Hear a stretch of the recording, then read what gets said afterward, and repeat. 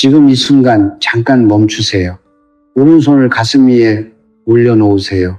천천히 심장이 뛰는 것을 느껴보세요. 그 안에서 무언가가 조용히 살아 숨쉬고 있습니다. 그것이 바로 오늘 제가 여러분께 말씀드리고자 하는 것입니다. 사람들은 말합니다. 열심히 기도하면 복이 온다. 절에 자주 가면 부처님이 도와주신다. 비싼 부적을 사면 애군이 물러간다. 저는 수십 년간 성철 스님의 가르침을 묵상하며 살아왔습니다. 그리고 오늘 여러분께 솔직하게 말씀드려야 할 것이 있습니다.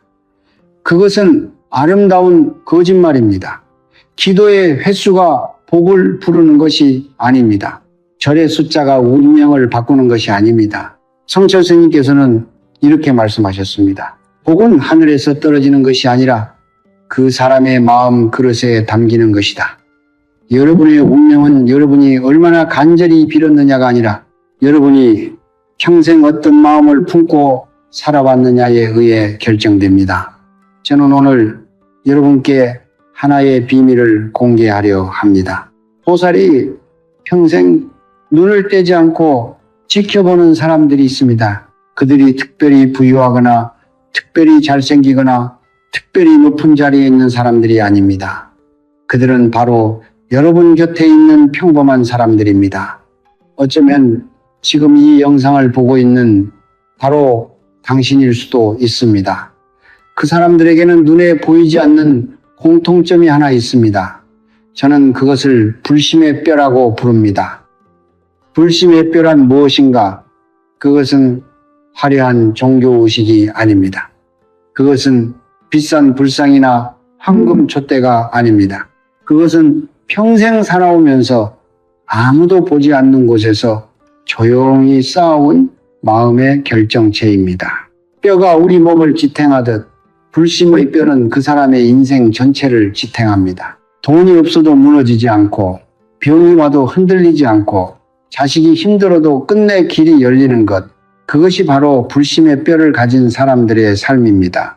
지금 이 순간 여러분 중에는 새벽 3시에 눈이 떠지는 분들이 계실 것입니다. 어두운 천장을 바라보며 은행 이자를 계산하고 자식 걱정에 가슴이 타들어가고 나이는 들어가는데 통장 잔고는 줄어만 가는 그 고통, 저는 그 마음을 압니다. 그 고통은 당신이 게을렀기 때문이 아닙니다. 당신이 착하지 않았기 때문이 아닙니다. 당신은 평생 성실하게 살아왔습니다. 남에게 손가락질 받을 일 하지 않으려 애썼습니다.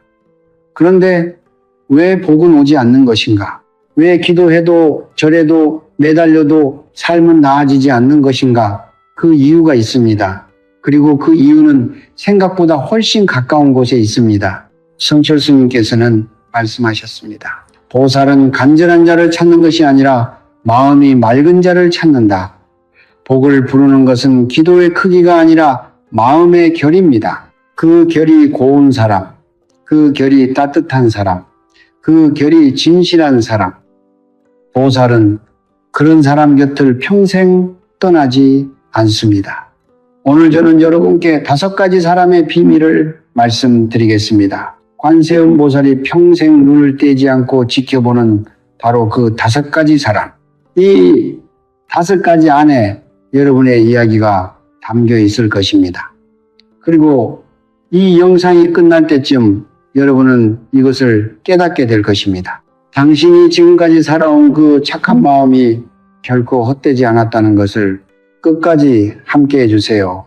이 이야기는 당신을 위한 것입니다. 제가 오래전에 한 할머니의 이야기를 들은 적이 있습니다. 경상도의 작은 마을에 살던 그 할머니는 평생 가난하게 사셨습니다. 남편은 일찍 세상을 떠났고 2 아들은 도시로 나갔지만 변변한 직장도 없이 떠돌았습니다. 할머니 혼자 작은 텃밭을 일구며 하루하루를 버텨나가셨지요. 어느 가을날 할머니는 부엌 한편에서 거미 한 마리를 발견했습니다. 마을 사람들은 집안에 거미가 생기면 불길하다며 당장 잡아 없애라고 했습니다. 하지만 할머니는 조용히 종이 한 장을 가져와 거미를 살며시 올려놓고 마당 한쪽 나무 밑에 내려놓으셨습니다. 그리고 마지막에 말씀하셨습니다. 너도 살고 싶어서 들어왔겠지. 어서 가거라. 그로부터 석 달이 채 되지 않아 도시에서 떠돌던 큰아들에게 뜻밖의 사업 기회가 찾아왔습니다. 작은 아들은 좋은 사람을 만나 안정적인 삶을 꾸리게 되었습니다. 마을 사람들은 운이 좋았다고 했습니다. 하지만 저는 압니다. 그것은 운이 아니었습니다. 성철 스님께서는 말씀하셨습니다. 자비는 큰 것에서 시작되는 것이 아니다. 발밑에 개미 한 마리를 밟지 않으려는 그 마음에서 시작된다. 살생을 멀리한다는 것은 단순히 고기를 먹지 않는다는 뜻이 아닙니다. 그것은 내 앞에 놓인 작은 생명 앞에서 멈출 수 있는 능력입니다. 바쁜 일상 속에서, 귀찮음 속에서, 아무도 보지 않는 순간에도 그 작은 생명을 외면하지 않는 마음, 그 마음이 바로 자비의 씨앗입니다. 불교에서는 말합니다. 관세음보살은 자비의 화신입니다. 자비로운 마음을 가진 자는 이미 보살과 같은 주파수 위에 있습니다. 라디오가 같은 주파수일 때 소리가 연결되듯 자비로운 마음을 가진 사람에게는 보살의 기운이 자연스럽게 흘러들어옵니다. 이것은 신비로운 이야기가 아닙니다. 이것은 우주의 이치입니다. 같은 것끼리 끌어당기는 것, 그것이 에너지의 법칙입니다. 여러분께 한 가지 여쭤보겠습니다. 여러분은 길을 걷다가 지렁이 한 마리가 뜨거운 아스팔트 위에서 말라가는 것을 본 적이 있으십니까? 그냥 지나치셨습니까? 아니면 잠깐 멈춰서서 풀숲으로 옮겨주셨습니까? 아무도 보지 않는 그 순간의 선택이 여러분의 에너지장을 결정합니다. 보살은 그 순간을 보고 있습니다. 절에서 100번 절하는 것보다 아무도 모르는 곳에서 작은 생명 하나를 살리는 그 마음이 더 깊은 복을 부릅니다. 저는 수십 년간 많은 분들의 삶을 가까이서 지켜봐 왔습니다. 신기하게도 진심으로 생명을 소중히 여기는 분들의 집안에는 반드시 좋은 일이 생겼습니다. 당장 눈에 보이지 않을 수도 있습니다. 한 달이 걸릴 수도 있고 1년이 걸릴 수도 있습니다. 하지만 그 씨앗은 반드시 싹을 틔웁니다. 자비의 씨앗은 심은 땅에서만 자라는 것이 아닙니다. 그것은 그 사람의 자식에게, 그 자식의 자식에게까지 뿌리를 내립니다. 작은 생명을 살린 할머니의 두 아들이 동시에 길이 열린 것은 우연이 아니었습니다. 그것은 수십 년간 쌓아온 자비의 씨앗이 한꺼번에 꽃을 피운 것입니다. 오늘 이 영상을 보고 계신 여러분께 드리는 말씀입니다. 지금 당장 거창한 것을 하실 필요가 없습니다. 오늘 집으로 돌아가는 길에 발밑을 한 번만 더 살펴보세요. 창가에 날아든 나방을 잡아 죽이는 대신 창문을 열어 내보내주세요. 부엌에 나타난 작은 벌레를 휴지로 잡아버리는 대신 밖으로 데려다 주세요. 그 한 가지 행동이 여러분의 에너지장을 바꿉니다. 그 한 가지 행동이 관세음보살의 시선을 여러분에게로 향하게 합니다. 성철 스님께서는 이런 말씀도 남기셨습니다. 살아있는 것을 살게 하는 사람은 자신도 살게 된다. 이것이 단순한 종교적 가르침이 아닙니다. 이것은 삶의 원리입니다. 내가 내보내는 에너지가 우주를 돌고 돌아 나에게 돌아옵니다. 생명을 살리는 에너지는 생명의 기운을 불러오고 그 생명의 기운은 건강으로, 재물로, 자식의 성공으로 형태를 바꾸어 돌아옵니다. 혹시 지금 이 순간 마음속으로 이렇게 생각하시는 분이 계십니까? 저는 평생 남에게 나쁜 짓 한 번 한 적 없는데 왜 이렇게 힘든 걸까요? 그렇다면 이 말씀을 드리고 싶습니다. 당신은 이미 불심의 뼈를 가지고 있습니다. 다만 그 뼈가 아직 충분히 자라지 않은 것뿐입니다. 오늘부터 작은 생명 하나를 살리는 마음으로 그 뼈에 영향을 주십시오. 보살은 이미 당신을 바라보고 있습니다. 자비의 씨앗은 심는 순간부터 자랍니다. 그리고 그것이 자라는 동안 보살은 단 한순간도 당신 곁을 떠나지 않습니다. 제가 한 남자의 이야기를 해드리겠습니다. 서울에서 작은 무역회사를 운영하던 42살의 남자가 있었습니다. 그는 10년 동안 밤낮 없이 일했고 거래처도 늘었고 사무실도 넓혔습니다. 주변 사람들은 그를 보며 곧 크게 성공할 사람이라고 했습니다. 그러던 어느 날 고향에 홀로 계신 어머니에게서 전화가 왔습니다. 무릎이 너무 아파서 혼자 장을 보러 가기도 힘들다고 하셨습니다. 그때 그에게는 중요한 해외 계약건이 눈앞에 있었습니다. 파트너는 다음 주 안에 결정을 내려야 한다고 했고 그 계약이 성사되면 회사가 한 단계 도약할 수 있는 기회였습니다. 그는 며칠을 고민했습니다. 그리고 결국 파트너에게 전화를 걸었습니다. 죄송합니다. 저는 지금 어머니 곁으로 가야 합니다. 계약은 다른 사람에게 넘어갔습니다. 동료들은 어리석은 선택이라고 했습니다. 하지만 그로부터 정확히 11달 후 그 계약을 가져갔던 회사는 사기에 휘말려 문을 닫았고 그 남자에게는 전혀 예상치 못한 방향에서 훨씬 더 큰 사업의 문이 열렸습니다. 그는 나중에 저에게 이렇게 말했습니다. 어머니 무릎 옆에 앉아 파스를 붙여드리던 그 순간이 제 인생을 바꾼 것 같습니다. 저는 그 말을 듣는 순간 성철 스님의 가르침이 떠올랐습니다. 효도는 복의 뿌리다. 뿌리가 깊은 나무는 태풍에도 쓰러지지 않는다. 효라는 글자를 자세히 보십시오. 르글로 아래에 자식자가 받치고 있는 형상입니다. 자식이 부모를 떠받드는 그 모양이 곧 효의 본질입니다. 이것은 단순한 도덕적 의무가 아닙니다. 이것은 에너지의 구조입니다. 부모를 공경하는 사람은 자신의 삶 아래에 단단한 뿌리를 내리는 사람입니다. 그 뿌리가 깊을수록 삶의 나무는 더 높이 자랍니다. 불교에서는 말합니다. 부모님의 은혜는 하늘보다 높고 바다보다 깊다고. 우리가 이 세상에 태어날 수 있었던 것은 부모님이 계셨기 때문입니다. 그 은혜를 기억하는 사람, 그 은혜에 보답하려는 사람에게는 두 가지 기운이 동시에 움직입니다. 하나는 조상신의 기운입니다. 효심이 깊은 자손을 둔 조상은 저 세상에서도 기뻐하며 그 자손의 앞길을 돕습니다. 또 하나는 보살의 기운입니다. 관세음 보살은 자비의 눈으로 세상을 바라보시는데 부모를 진심으로 공경하는 사람에게서 가장 맑고 따뜻한 빛이 난다고 합니다. 그 빛이 보살의 시선을 끌어당깁니다.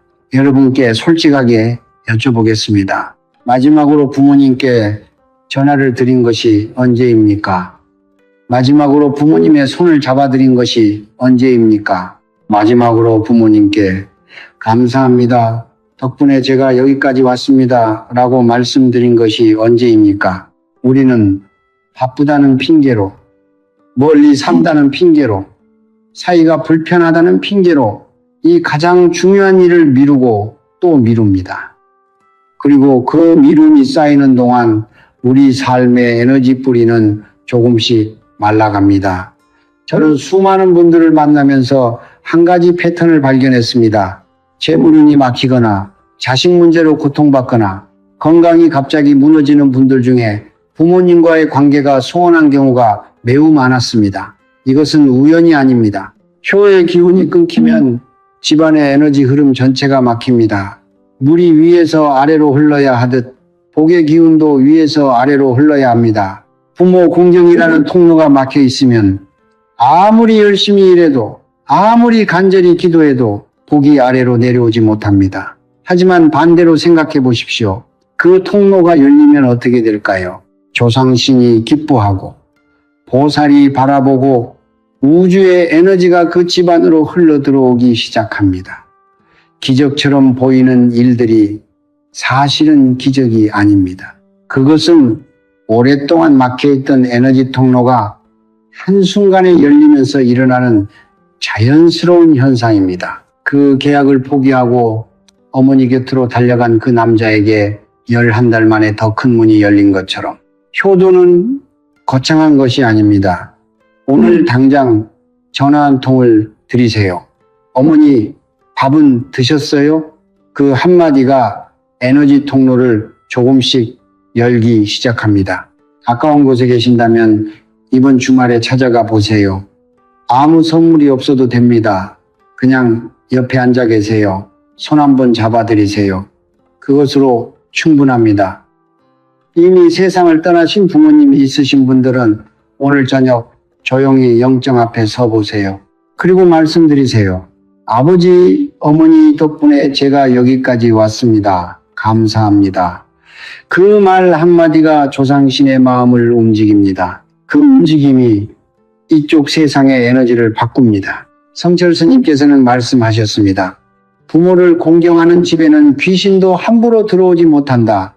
효의 기운은 집안을 지키는 가장 강력한 방패입니다. 그 방패가 있는 집에는 애군이 감히 발을 들이지 못합니다. 그 방패가 있는 집의 자식들은 이유 없이 잘 됩니다. 그 방패가 있는 집의 어른들은 병이 와도 빨리 회복됩니다.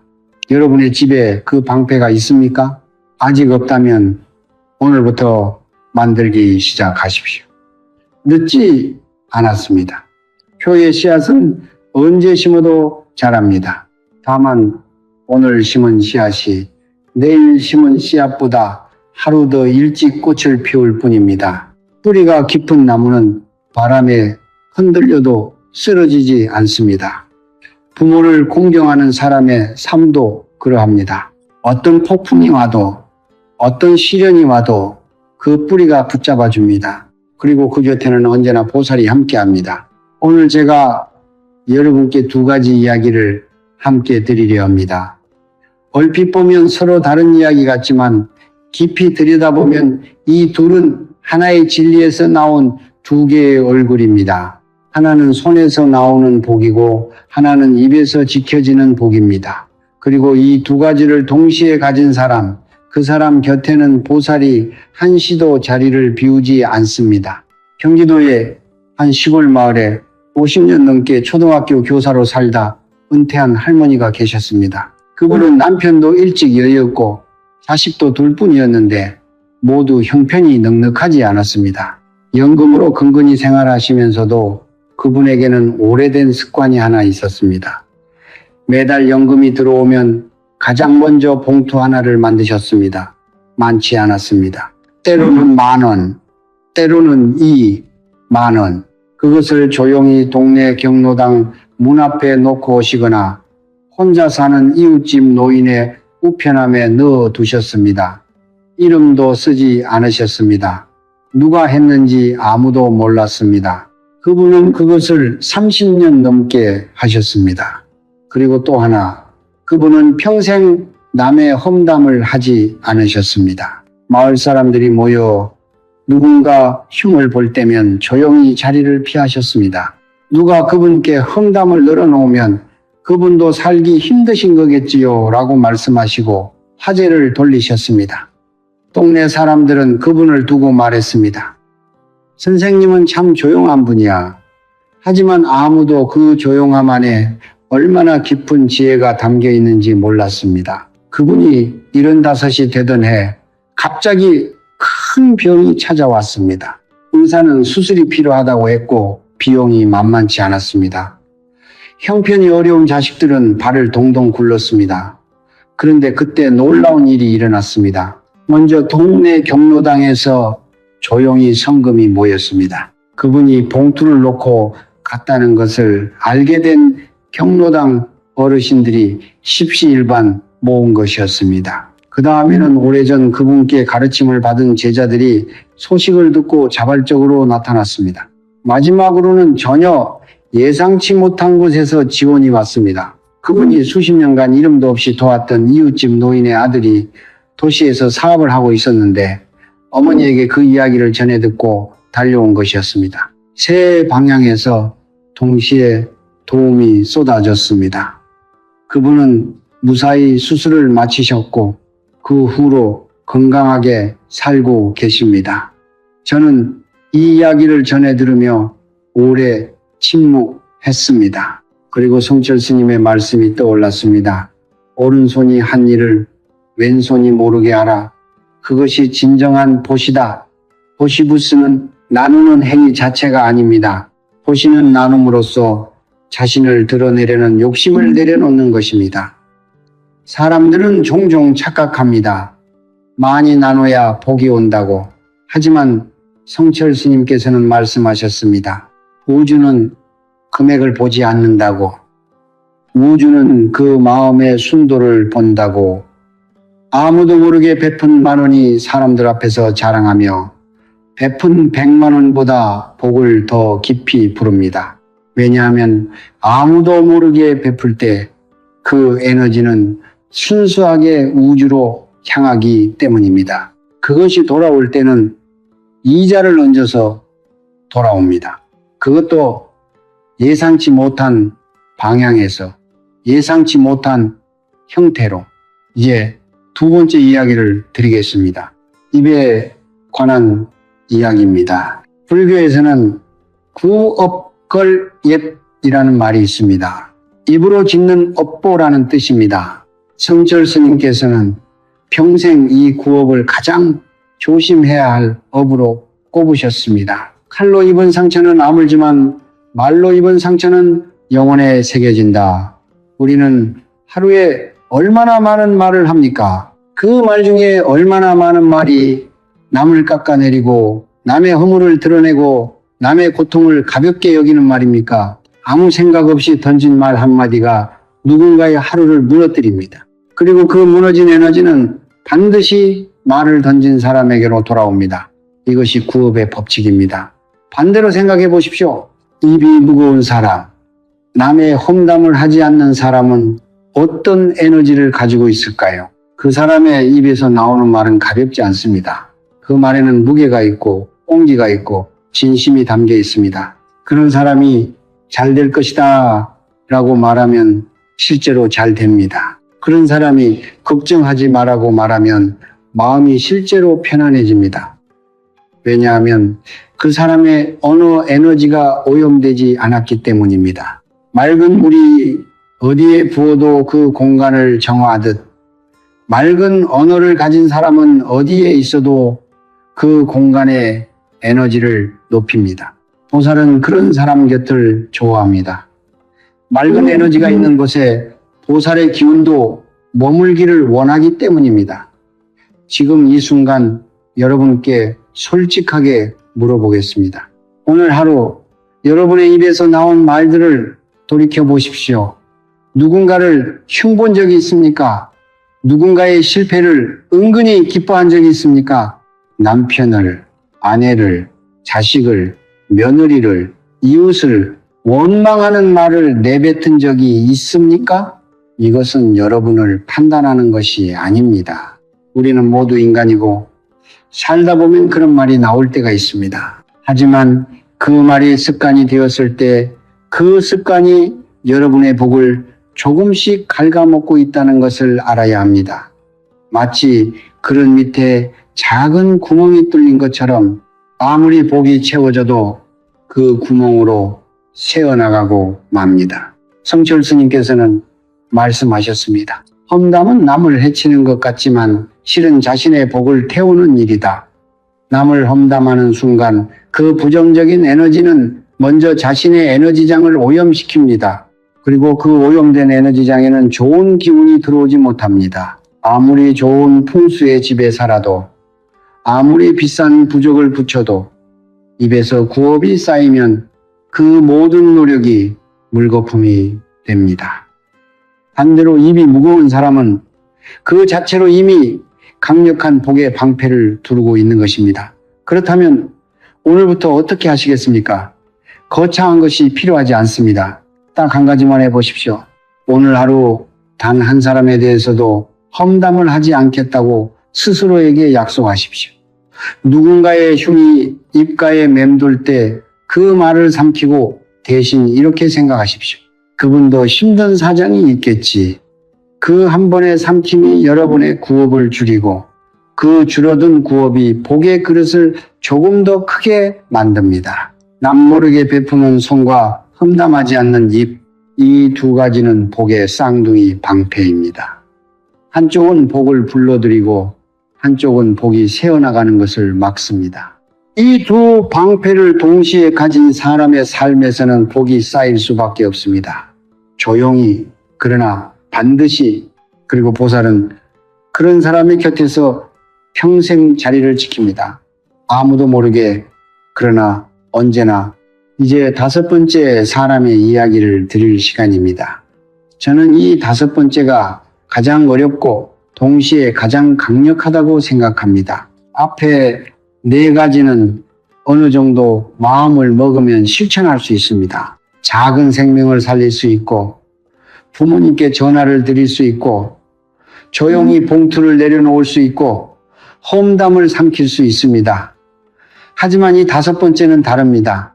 이것은 삶이 무너지는 순간에 모든 것을 잃은 자리에서 눈물이 마를 때까지 울고 난 뒤에도 고개를 들어 감사할 수 있는가를 묻는 것이기 때문입니다. 그것은 인간이 도달할 수 있는 가장 높은 마음의 경지입니다. 성철 스님께서는 그것을 부처의 마음과 가장 가까운 것이라고 하셨습니다. 전라도의 한 농촌 마을에 2년이 넘은 노인이 살고 있었습니다. 젊은 시절 그는 제법 성공한 농부였습니다. 논도 있었고 밭도 있었고 자식 셋을 대학까지 보냈습니다. 하지만 예순이 넘어서부터 일이 꼬이기 시작했습니다. 도중을 잘못 써서 논을 날렸고 큰아들 사업이 망하면서 남은 재산도 정리해야 했습니다. 아내마저 큰 병을 얻어 몇 년간 병원을 드나들었고 치료비로 마지막 남은 것들이 사라졌습니다. 1년이 되던 해 그에게 남은 것은 낡은 집 한 채와 작은 텃밭뿐이었습니다. 자식들은 자기 살기도 바빴고 마을 사람들은 그를 볼 때마다 안쓰러운 눈빛을 보냈습니다. 그 눈빛이 때로는 가난보다 더 아팠다고 그는 말했습니다. 그런데 그 노인에게는 이상한 습관이 하나 있었습니다.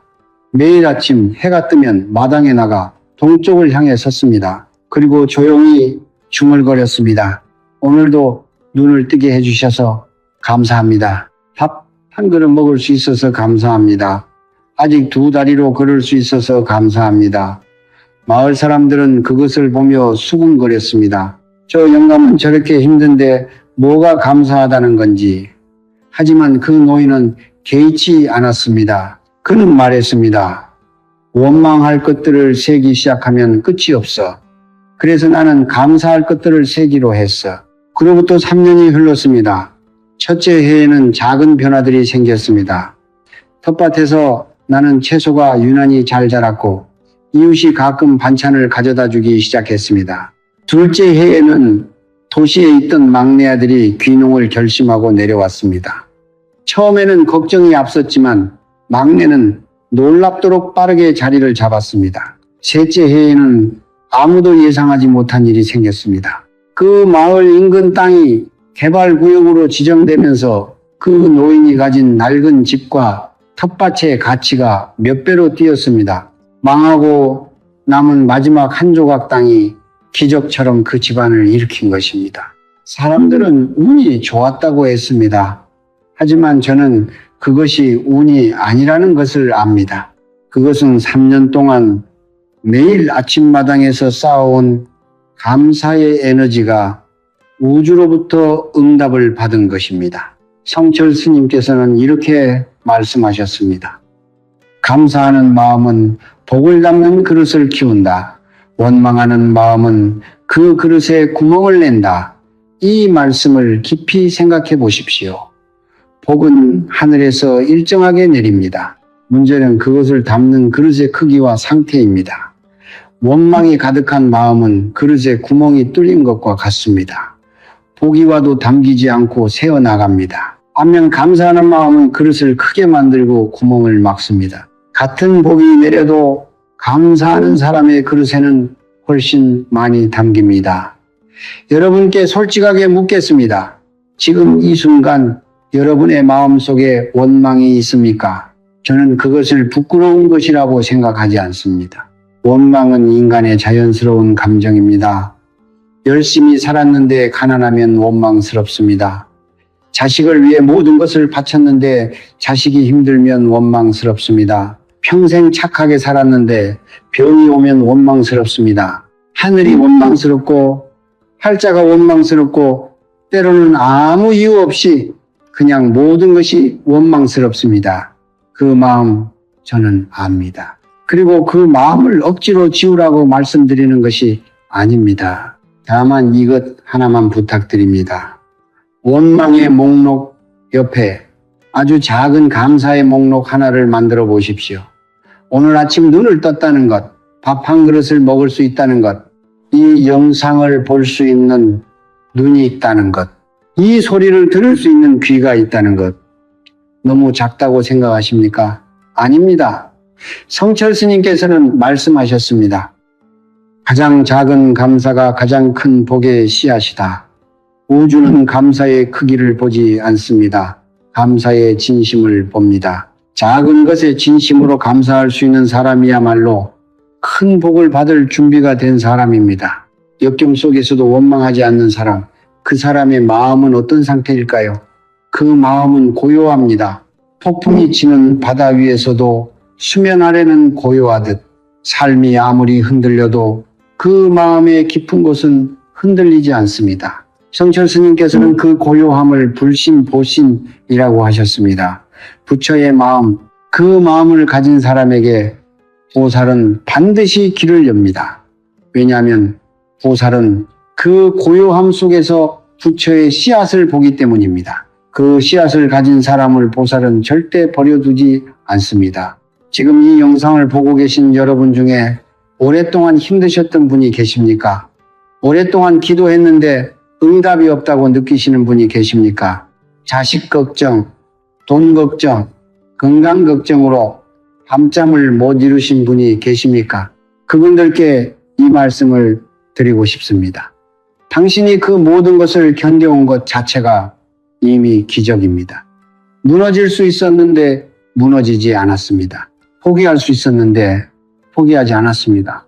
원망으로 가득 찰 수 있었는데 그래도 오늘 이 자리에서 더 나은 것을 찾고 있습니다. 그 마음이 바로 불심의 뼈입니다. 그 뼈가 당신 안에 이미 있습니다. 보살은 간절한 자를 찾는 것이 아닙니다. 보살은 그 간절함 속에서도 감사를 잃지 않는 자를 찾습니다. 그리고 그런 사람을 찾았을 때 보살은 조용히 그러나 반드시 그 사람의 앞에 길을 냅니다.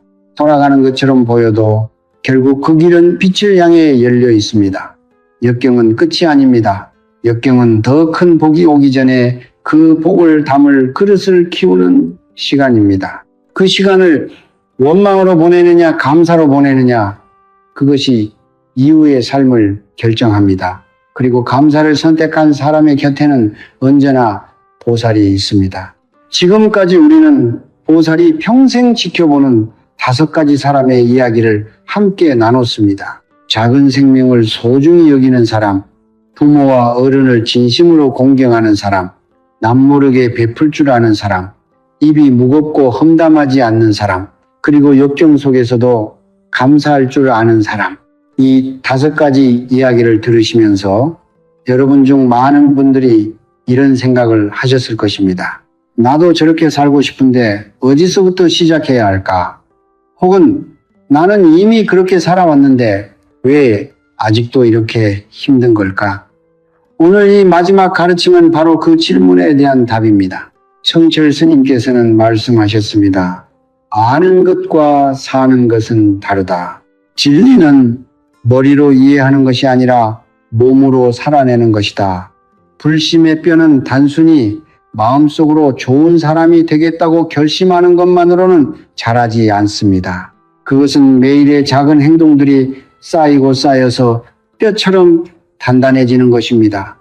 뼈가 하루아침에 자라지 않듯 불심의 뼈도 시간이 필요합니다. 하지만 방향이 맞으면 반드시 자랍니다. 오늘 저는 여러분께 성철 스님의 가르침을 바탕으로 한 3가지 일상 수행법을 드리겠습니다.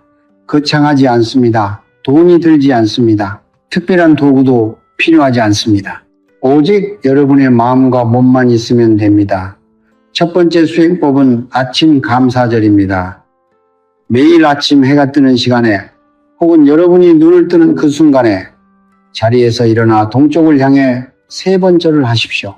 절을 하면서 각각 하나씩 감사한 것을 마음속으로 이름 붙이십시오.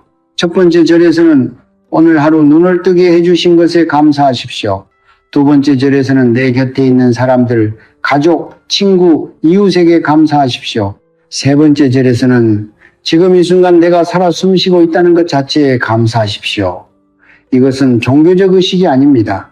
이것은 하루를 시작하는 에너지의 방향을 설정하는 행위입니다. 원망으로 하루를 시작하면 그날 하루 내내 원망의 에너지가 여러분을 둘러쌉니다. 반면 감사로 하루를 시작하면 그날 하루 내내 감사의 에너지가 여러분을 안내합니다. 성철 스님께서는 말씀하셨습니다.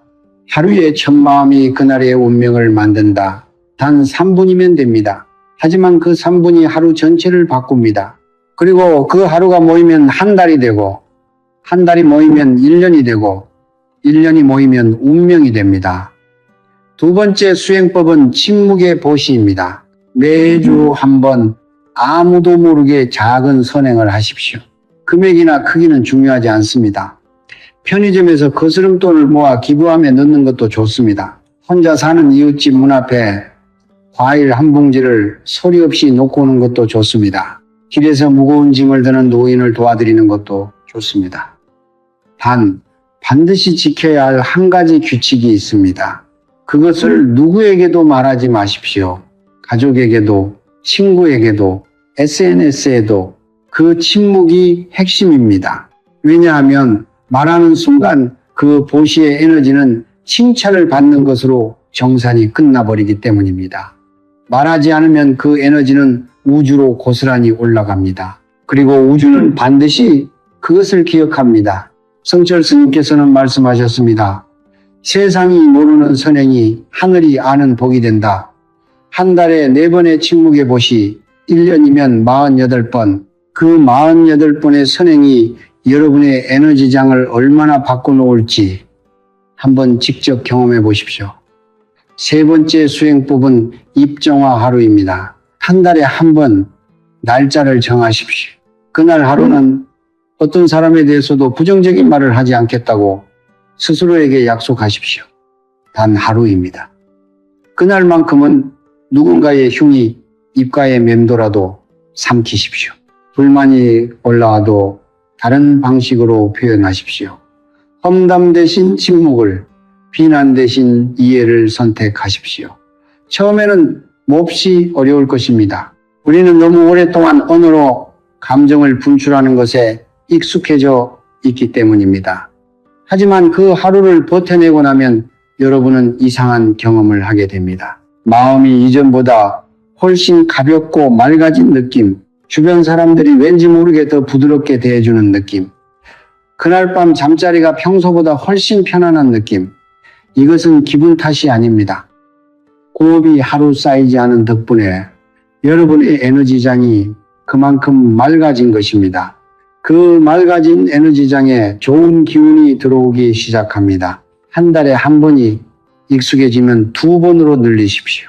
2번이 익숙해지면 일주일에 한 번으로 늘리십시오. 그렇게 조금씩 여러분의 언어가 정화됩니다. 그리고 언어가 정화된 사람의 삶은 반드시 정화됩니다. 이 세 가지 수행법을 보시면서 여러분은 이렇게 생각하실 수도 있습니다. 너무 단순한 것 아닌가? 이런 것으로 정말 운명이 바뀔 수 있을까? 저도 처음에는 그렇게 생각했습니다.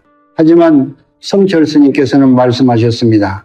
진리는 언제나 단순하다. 복잡한 것은 인간이 만든 것이고 단순한 것이 하늘이 만든 것이다. 물 한 방울이 바위를 뚫는 것은 물의 힘이 강해서가 아닙니다. 매일 같은 자리에 떨어지기 때문입니다. 이 세 가지 수행법도 마찬가지입니다. 한 번에서 기적이 일어나길 기대하지 마십시오. 매일, 매주, 매달 꾸준히 하십시오. 그 꾸준함이 불심의 뼈를 자라게 합니다. 그 뼈가 단단해지는 만큼 여러분의 삶은 흔들리지 않게 됩니다.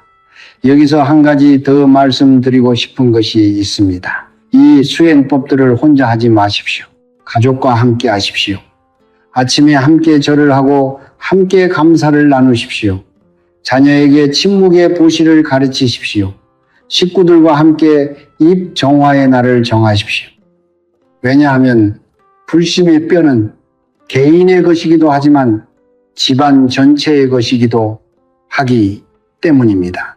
한 사람의 불심이 집안 전체의 에너지를 바꿀 수 있지만 온 가족이 함께 쌓는 불심은 그 집안의 운명 자체를 바꿉니다.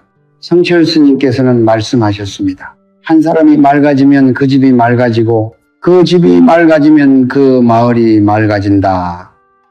여러분 한 분 한 분이 이 수행을 시작하는 것이 단순히 여러분 개인의 삶을 바꾸는 것이 아닙니다. 그것은 여러분의 가족을, 여러분의 이웃을, 나아가 이 세상을 조금씩 더 맑게 만드는 일입니다.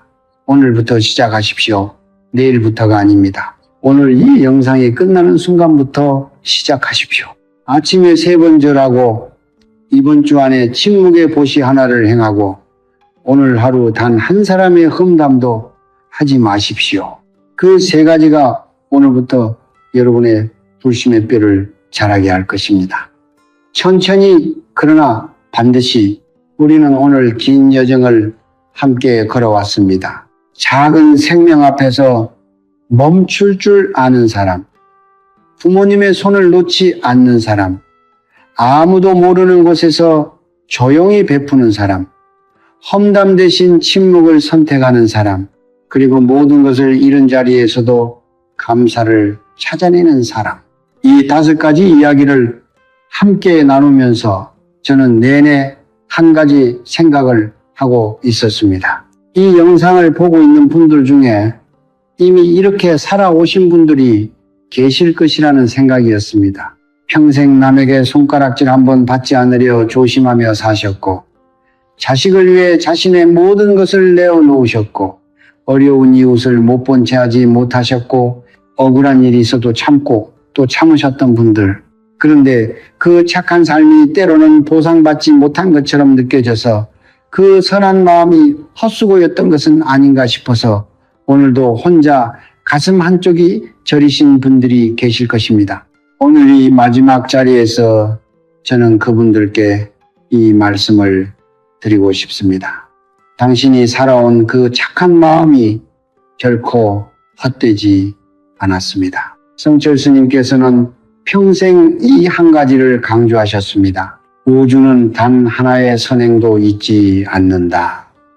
우리 눈에 보상이 보이지 않는다고 해서 그 선행이 사라진 것이 아닙니다. 그것은 보이지 않는 곳에서 조용히 쌓이고 있습니다.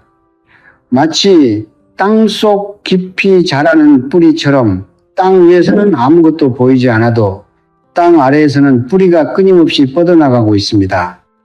그리고 때가 되면 그 뿌리 위로 반드시 꽃이 핍니다. 당신의 선한 삶은 지금 이 순간에도 뿌리를 뻗고 있습니다. 그 꽃이 아직 피지 않았다면 그것은 뿌리가 아직 더 깊이 자라고 있기 때문입니다. 저는 오늘 이 자리에서 여러분께 한 가지 부탁을 드리고 싶습니다. 지금 이 순간 눈을 감아 보십시오. 그리고 지난 세월 동안 여러분이 아무도 모르게 행했던 선한 일들을 하나씩 떠올려 보십시오. 누군가를 도왔던 기억, 참았던 기억, 베풀었던 기억, 용서했던 기억, 그것들이 하나씩 떠오를 때마다 이렇게 말씀하십시오. 그 마음이 헛되지 않았구나. 그 마음이 지금의 나를 여기까지 데려다 놓았구나.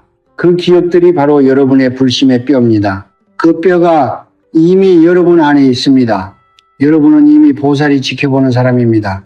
성철 스님께서는 열반에 드시기 전 마지막으로 이런 말씀을 남기셨습니다. 산은 산이요, 물은 물이로다. 이 말씀은 단순해 보이지만 그 안에 깊은 진리가 담겨 있습니다. 세상의 모든 것은 있는 그대로입니다. 복은 복이고 선행은 선행이고 마음은 마음입니다. 우리가 억지로 만들어내는 것이 아니라 있는 그대로를 바라보고 있는 그대로를 받아들이고 있는 그대로를 살아낼 때 비로소 진정한 복이 흘러들어옵니다. 여러분이 지금까지 살아온 그 있는 그대로의 삶 속에 이미 복의 씨앗이 심겨 있습니다.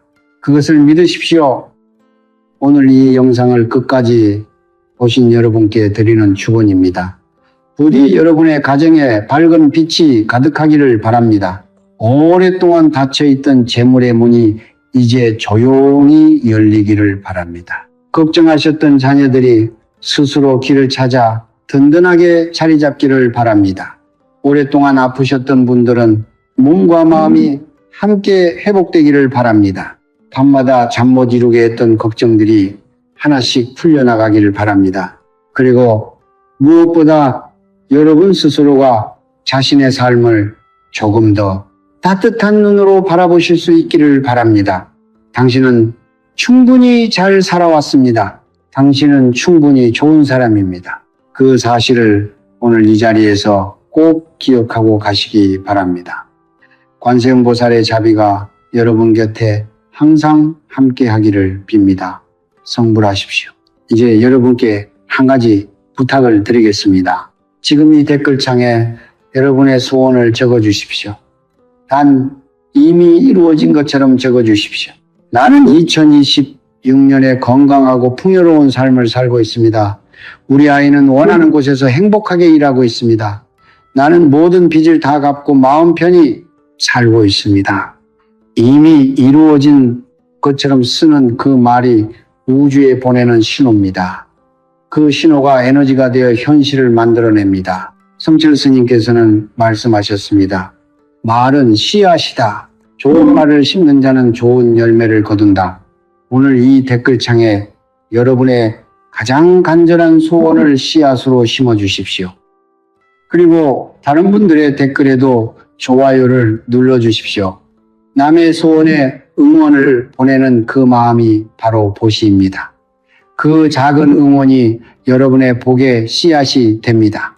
이 영상이 좋으셨다면 구독과 좋아요를 눌러주십시오. 그것이 더 많은 분들께 이 가르침이 닿을 수 있는 길입니다. 그리고 지금 힘드신 분들, 돈 걱정에 잠 못 이루시는 분들, 자식 걱정으로 가슴 아파하시는 분들께 이 영상을 나눠주십시오. 여러분의 나눔이 그분들에게는 한 줄기 빛이 될 수 있습니다. 그 빛을 전하는 것 또한 침묵의 보시입니다. 마지막으로 이 말씀을 드리며 오늘의 예정을 마치겠습니다. 보살은 멀리 있지 않습니다. 보살은 지금 이 순간 여러분 안에 있습니다. 여러분이 작은 생명 앞에서 멈추는 그 순간, 여러분이 부모님의 손을 잡는 그 순간, 여러분이 아무도 모르게 선행을 베푸는 그 순간, 여러분이 험담 대신 침묵을 선택하는 그 순간, 여러분이 역경 속에서도 감사를 찾아내는 그 순간, 바로 그 순간순간이 보살이 여러분 안에서 깨어나는 순간입니다. 그 보살이 깨어날 때 여러분의 삶은 달라지기 시작합니다. 천천히, 그러나 분명하게, 조용히, 그러나 반드시 당신이 살아온 그 착한 마음이 헛되지 않았습니다. 그 마음이 지금 이 순간에도 여러분을 지키고 있습니다. 그리고 앞으로도 영원히 지킬 것입니다. 성불하십시오.